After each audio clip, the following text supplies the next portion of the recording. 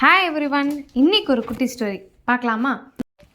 ஒரு அடர்ந்த காட்டில் பெரிய பாழடைந்த அரண்மனை இருந்துதான். அந்த அரண்மனை முன்பொரு காலத்தில் பெரிய ராஜாக்களால் கட்டப்பட்டு அவங்க உல்லாசமாக இருக்கிறதுக்காண்டி இருந்து வந்த அரண்மனையா.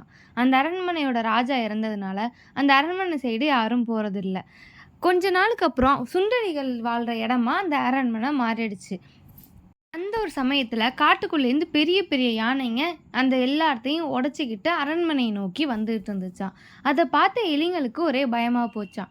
எலியோட தலைவன் யானைக்கிட்ட போய், இந்த அரண்மனையை எதுவும் பண்ணிடாதீங்க, இந்த அரண்மனையில் தான் நாங்கள்லாம் வசிக்கிறோம், இது எங்களுக்கு இப்போ வீடாக இருக்குது, இதை எதுவும் பண்ணிடாதீங்கன்னு சொல்லிட்டு யானையோட தலைவன்கிட்ட கேட்டுச்சான். யானையோட தலைவனும் தன்னை மாதிரி தன்னோட ஒரு சின்ன உயிரை காப்பாற்றணும் அப்படின்ட்டு அந்த அரண்மனையை எதுவும் பண்ணாமல் விலகி சென்று போயிடுச்சான். கொஞ்ச நாள்ல பருவகாலம் முடிஞ்சு கோடை காலம் வந்துச்சான். எலிகள்லாம் காட்டுக்குள்ள போய் தனக்கு உணவு தேட போச்சான். அந்த இடத்துல யானை பிளற சத்தம் ரொம்ப அதிகமாக கேட்டுச்சான். இது யானை பிளற சத்தமாச்சேன்னு யோசிச்ச எலிங்க அங்கே போய் என்ன நடக்குதுன்னு பார்ப்போன்னு சொல்லி யானை சத்தத்துக்கிட்ட நெருங்க ஆரம்பிச்சுதான். போய் பார்த்த பிறகுதான் தெரிஞ்சது, தன்னை காப்பாத்தின தன்னை விட்டு போன யானைங்க தான் மனிதர்களால் பிடிபட்டு ஒரு கயிறால கட்டப்பட்டு இருந்ததை பார்த்துக்குச்சுங்களாம்.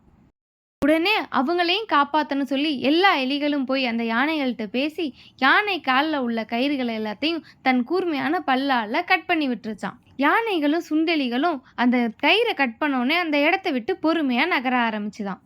இதுதாங்க சொல்லுவாங்க, முற்பகல் செய்யின் பிற்பகல் விளையும்.